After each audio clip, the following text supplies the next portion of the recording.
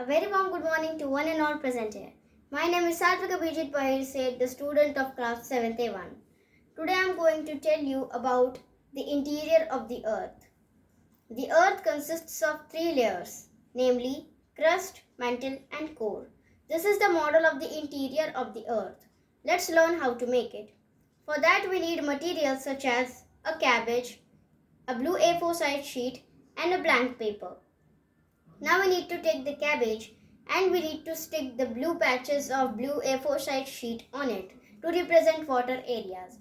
Now take the white sheet and label the interior layers of the earth. And now stick those layers on the cabbage cut into quarter piece with the help of sellotape. And here we have made the model. So, the study of the interior of the earth began in the 17th century.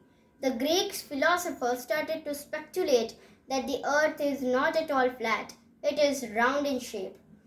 Some Greek philosophers thought that the earth is hollow, as it consisted only one ball at the center, whereas there is a gap between the two layers. But at the seismographic studies, we got to understand that the interior of the earth consists of three layers, namely crust, mantle and core, which are further divided into subparts. Let's look at these layers one by one. First, let us understand what is crust. Crust is the outermost layer of the earth's interior. It is the thinnest of all layers. It is only 35 km thick. It consists of rich pasture lands, minerals and rocks. It is one of the parts of the lithosphere. The crust consists of two parts, which is divided into two parts on the basis of chemical compounds. The two parts of the crust are continental crust and oceanic crust. The area of the crust that is occupied by the land areas are basically known as continental crust. The continental crust consists of two minerals, silica and aluminium.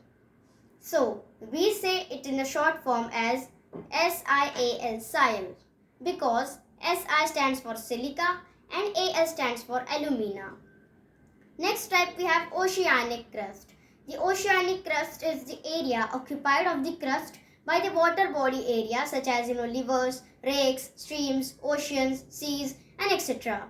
It consists of two chemical compounds, that is silica and magnesium, which is known as SiMa in short.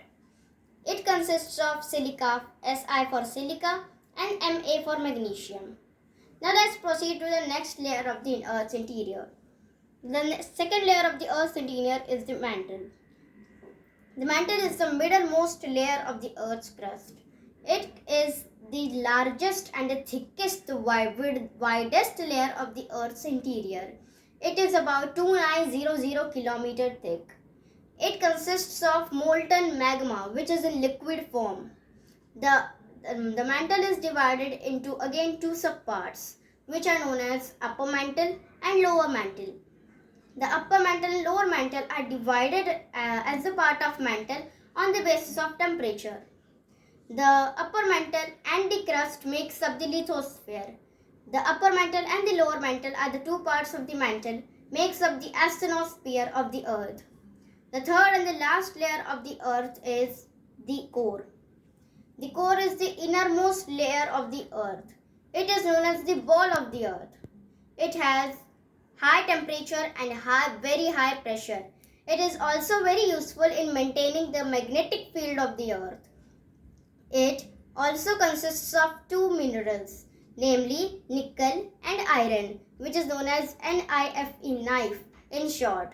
Ni for nickel and Fe for ferrous, which is chemically known as iron. The next thing we need to know is that the core is divided into two subparts. The two subparts of the core are the outer core and the inner core. The outer core touches the lower mantle, whereas the lower core is the ball-like structure at the center of the earth that supplies the magnetic power to the whole earth, that keeps the earth in the orbit. Therefore, we can say that The inner core is the base of the earth where all the layers are balanced.